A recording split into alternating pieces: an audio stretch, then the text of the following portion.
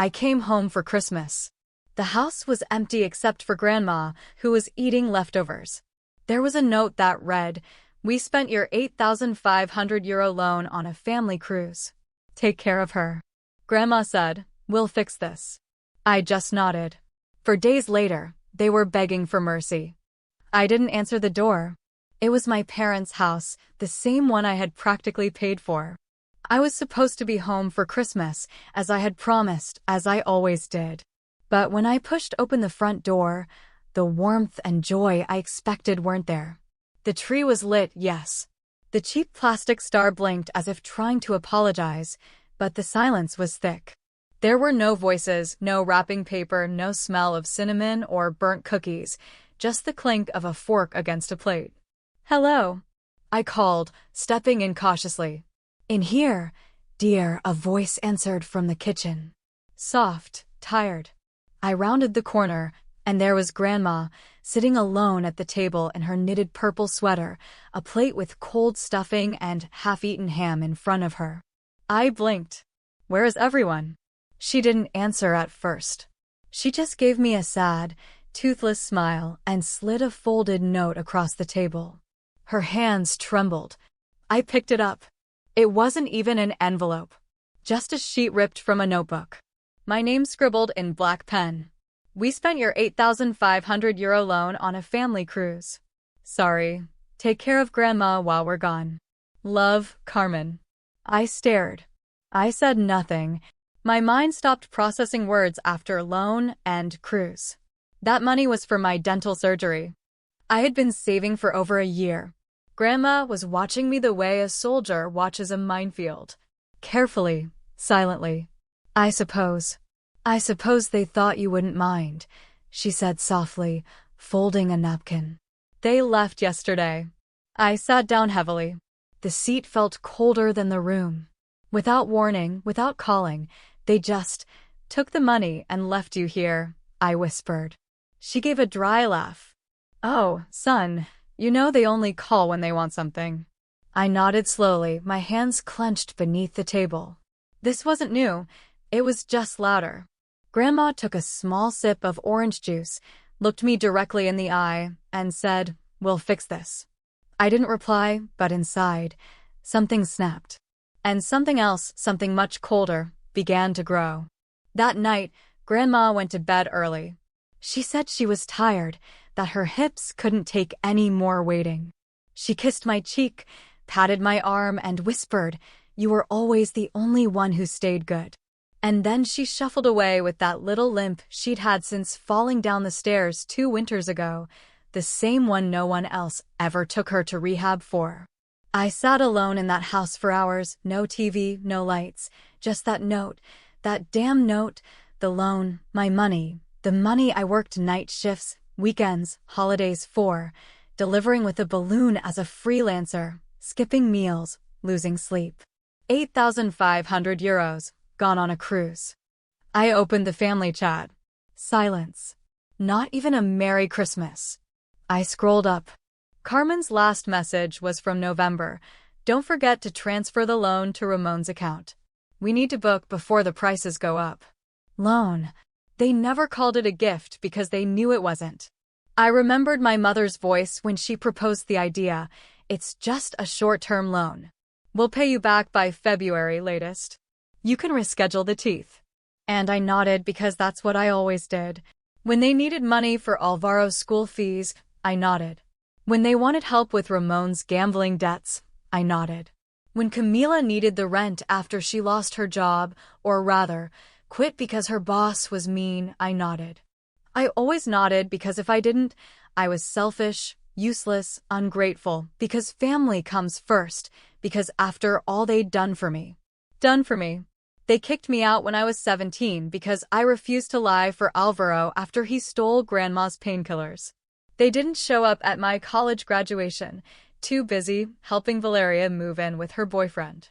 They forgot my birthday 3 years in a row, but when it came to money, then it was family again. The next morning, I had answers. They weren't just on a cruise. They were on the Brisa del Mediterraneo, a luxury liner sailing through the Balearic Islands for 10 days. Deck suites. private butler, infinity pool, gourmet food, €3,000 per person, 4 people. I know because Valeria posted a picture on Instagram, one she'd foolishly forgotten to block me from. All 4 of them in robes, toasting with champagne flutes.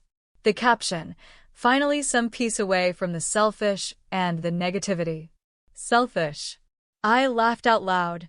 They used my money, abandoned grandma with leftovers, and called me a parasite. It was in that instant that the last wire inside me snapped, and I was no longer sad, not even angry. I was focused. That afternoon, Grandma found me in the garage. I was hunched over Ramon's old filing cabinet, surrounded by piles of papers, bills, and old documents. She didn't say anything, just watched me as I sifted through decades of lies. I need to know everything, I said. Where did the money go? What did they do? Who was involved? She sat beside me, pulled out a faded notebook, and started flipping through the pages. Let's start with 2016, she said. That was the year your mother took my pension keys. By midnight, we had the numbers. By the next day, we had a plan. They showed up at the driveway like royalty. The same people who'd left us with a note and a fridge full of rotting coleslaw were now returning like heroes from war. Their laughter filled the house before the door even opened. Valeria came in first, dragging a designer suitcase, her hair braided with ribbons, her nails freshly done. Ugh, what a relief to be back. The last dinner on the ship gave me hives. Behind her, Carmen entered with the elegance of a telenovela villain, sunglasses still on indoors. Didn't you even clean up a bit? She asked, stepping over Grandma's shawl as if it were trash. Ramon followed, his face red and bloated from the cruise buffets. He grunted at me. Oh, you're still here. Alvaro was the last to enter.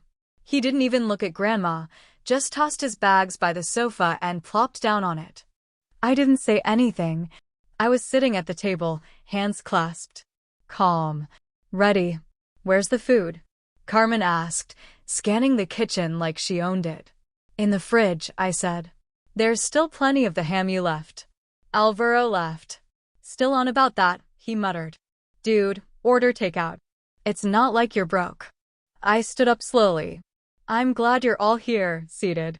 I have something to show you. Alvaro rolled his eyes, but slumped into a chair. Ramon cracked his knuckles. Valeria was too busy looking for an outlet to charge her phone. I turned the laptop screen toward them and pressed play. The first video, a spreadsheet. Not just any spreadsheet, a financial audit I'd spent 4 days building with Grandma. Every euro transferred from her pension account, every cash withdrawal made with her card at the gas stations Ramon always used. Every Bizum payment Valeria requested for emergencies that were actually purchases at Zara and Apple. Where did you get this? Carmen asked, her voice suddenly tight. From her bank, I replied. You should be more careful using other people's passwords. Second video, screenshots of Bizum transactions. Logins from Carmen's devices. Pension accesses coinciding with Ramon's gambling habits. Then emails. Carmen writing to Valeria, she won't notice the cruise deposit is missing. She trusts us too much. Valeria replying, he's a pushover. Besides, who leaves Grandma alone at Christmas? I clenched my jaw, but continued. I could stop here, I said, but I won't. One more file, a voice recording. Camila, Alvaro's wife, standing on our porch 2 nights ago, crying.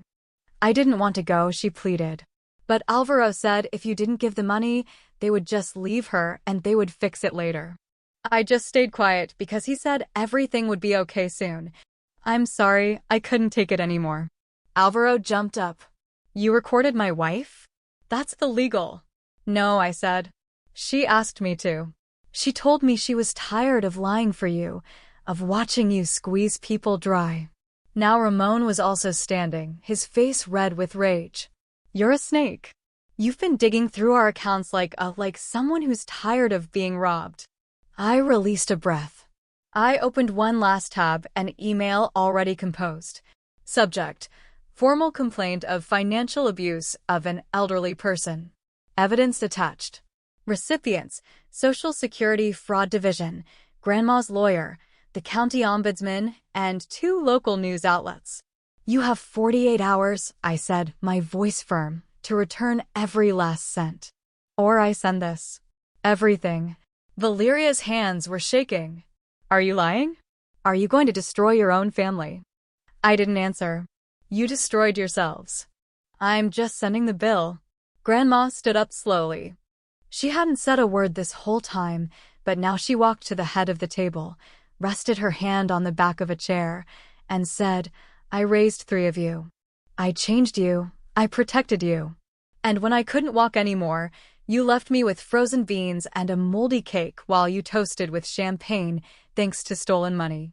You're lucky it's him coming for you. Because if it were just me... She paused. But the room was silent. The message was clear. Ramon muttered something under his breath and stormed out, slamming the door.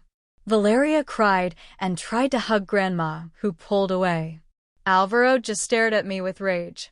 You're not family anymore. I smiled. No, now I'm finally free. They didn't think I would do it. They thought I was bluffing. Even after I left that email in front of them, even after Grandma looked at them with eyes full of ancient, silent rage, they still believed they could win me over with time, manipulate me, wear me down.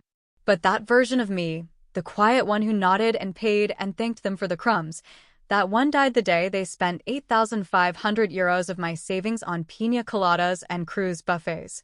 The first 24 hours were silent. Not a single message, not an apology. Just Grandma and me in that empty, overly quiet house, eating microwave oatmeal and taking turns checking the bank account. Nothing came. The second day, I sent the email.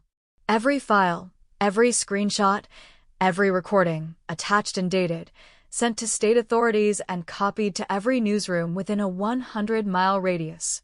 At 6:13 p.m., I received a reply. Thank you for your submission. A case file has been opened. The third day, everything exploded. Alvaro was the first to panic.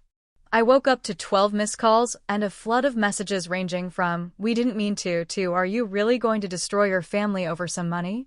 Then came Carmen's classic, you're being emotional. Please delete the post. We'll talk. But I didn't reply. Instead, I forwarded every message to my lawyer, a woman named Laura who read everything with the cold precision of a surgeon. She had been working with Grandma's legal counsel since the day I pressed record during Camila's confession. That same day, before noon, Laura sent official letters of intent to sue to my parents, Alvaro, and Valeria. And she wasn't bluffing either. The charges: financial abuse of an elderly person, unauthorized access to retirement accounts, misappropriation of family loans. Amount due with interest and damages included, 14,322 euros and 85 cents. The next night, Carmen showed up at the door. She looked like someone who hadn't slept, no makeup, hair pulled back haphazardly. Can we talk? She asked, her voice trembling. I crossed my arms. Only if you bring a checkbook. She reached into her purse and pulled out a white envelope. Inside was a cashier's check for 8,500 euros, my loan. No interest. I asked. Be grateful you're getting this, she snapped. This situation is destroying us. You created it. You're turning your back on your own mother, she hissed. No, I said, stepping out and slamming the door. I'm finally turning my back on a thief. Later that week, Valeria called me from her work phone. She was crying. She said the article had started circulating. The headline, Family Steals Pension from Disabled Grandmother, Abandons Her at Christmas. Grandson Fights Back. The Post had 42,000 shares in a single night. Valeria's employer, a boutique marketing agency, didn't appreciate that kind of press. Her name was on all the screenshots. Her message about selfish and negativity had become a meme. I'm going to get fired, she wailed. Do you have any idea what you've done? I'm just returning the favor, I replied. Now pay your share. And she did, in 4 installments. I demanded proof of every payment. No shortcuts. Alvaro was the last to fall. At first, he acted like it didn't affect him. My boss doesn't care, he boasted on social media. It's all fake anyway. But then Camila left him. Filed for separation.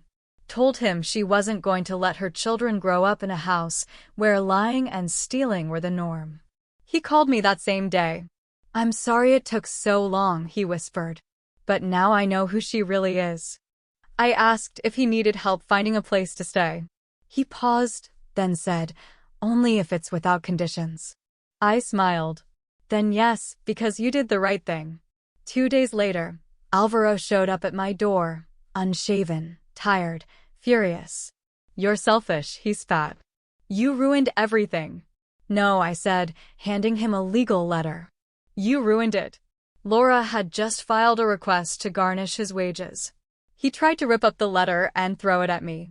I didn't move. Pay every cent, I said. Or we freeze your accounts. I'm not kidding. Ask Valeria. By the end of the second week, all the money was returned. 8,500 euros from Carmen and Ramon. 3,100 euros from Valeria, with interest. 2,700 euros from Alvaro, after a loan from his own boss, for extra humiliation. Total, 14,300 euros and change. I used 3,000 euros to finally get my dental surgery. Another 2,000 euros to buy Grandma a good lift chair and an in-home nurse. The rest I put into a locked, interest-bearing account in Grandma's name, one that only she and I have access to. When I showed her the documents, she cried. They took everything from me, she whispered. But they didn't take you, I said. And like that, I just won. Not just the money, not just the legal battle. I got myself back. The weight I'd carried for years of the guilt, the obligation, the silent shame of feeling less loved, vanished like an old coat, and I stood straighter than I had in years. They stopped calling, they stopped writing, they ceased to exist. And you know what?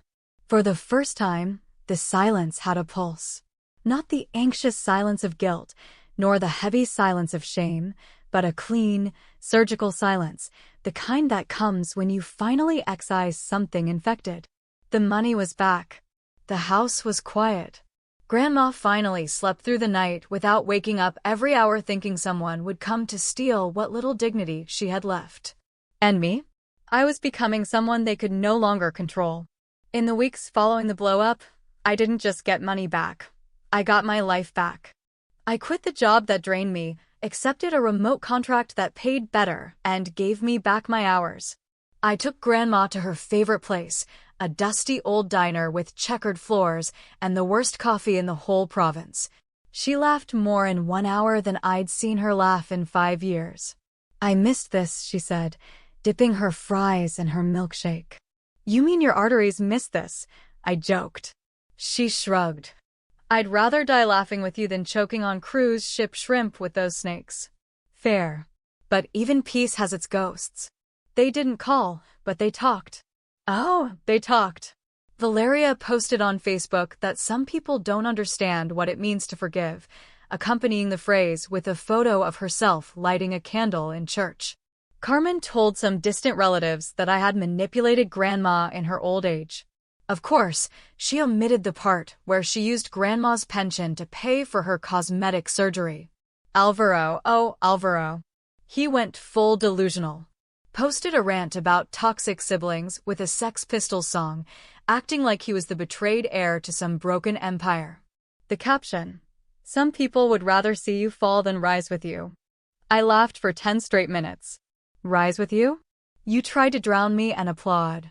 They wanted to rewrite the story, but I had the receipts, and I wasn't going back into the shadows. The tipping point came 3 weeks later. I was at the supermarket with Grandma, pushing her cart, filling it with cans of soup and soda, when a woman approached us. Older, elegant, clearly familiar. Excuse me, she said, looking me straight in the eye. Are you the one from the article? I nodded. She smiled. The one who saved his grandmother? I blinked. I guess so. She looked at Grandma, then back at me. I just wanted to thank you for standing up, for not staying quiet. The same thing happened to my mother, but no one fought for her. I wish someone had. She touched my arm, soft, brief, and walked away. I turned to Grandma. She was still, her hand on a can of soup, eyes full of tears. I didn't think anyone saw us, she whispered. Now they do, I said. And that's when I understood. This wasn't just about the money, or revenge, or proving I wasn't a failure. It was about saying the truth out loud. Finally, the best part? I didn't have to explain myself anymore. I didn't need to shout. The truth was already out in the world, dragging their names behind it like a burst garbage bag, spilling its contents across the sidewalk. Every time they posted, people remembered. Every time they lied, someone in the comments reminded them of who they really were. Carmen tried to rebuild her image, started a YouTube cooking channel, Cozy Cooking with Carla. But in the first episode, someone commented, "You paid for that oven with stolen retirement funds." She shut down the channel in 2 days. Alvaro tried to get a new job. Didn't even pass the background check. Apparently, the garnishment order spooked the company. Oops. Valeria disappeared for a while, then reappeared with a new Instagram profile at Balaglow Start Your Life. She posted photos doing yoga, inspirational quotes. Said she was cutting out toxic people, which was funny because I didn't cut her out. I exiled her. Months passed. I moved into a new apartment, quiet, clean, furnished with second-hand furniture that I chose myself. Nothing they picked out, nothing they touched. I took Grandma with me. One room for her, one for me. She decorated hers with old photos and a blanket she'd knitted in 1993. She called it the fortress. One night, she knocked on my door. "I have a question," she said, sitting down slowly on the bed. "When you saw that note, the one they left, why didn't you leave? Why did you stay?" I thought for a moment, then replied, "Because I remembered who I was before they made me forget." She looked at me for a long time, then nodded. "I'm proud of you, dear." And that broke me more than any insult they'd ever hurled at me. Because she meant it. And because no one else in that family ever had. Weeks later, I ran into Camila outside a coffee shop. She looked healthier, lighter, happier. She told me she was taking night classes, working toward a certification, trying to build something of her own. "I didn't know I could live like this," she said, without fear of what he would do next. You gave me that." I didn't know what to say. She took a step closer. "You changed more than just your life, you know." I nodded silently and maybe, for the first time, I believed it. So here's my ending. You want to know what happened to the family? They destroyed their own name trying to bury mine. You want to know what happened to me? I stopped waiting for them to call me family and started building one with the people who never made me beg for love. And now I sleep soundly with all the lights off, because I'm no longer afraid of what they'll take from me. They'd already taken everything, and I got it back.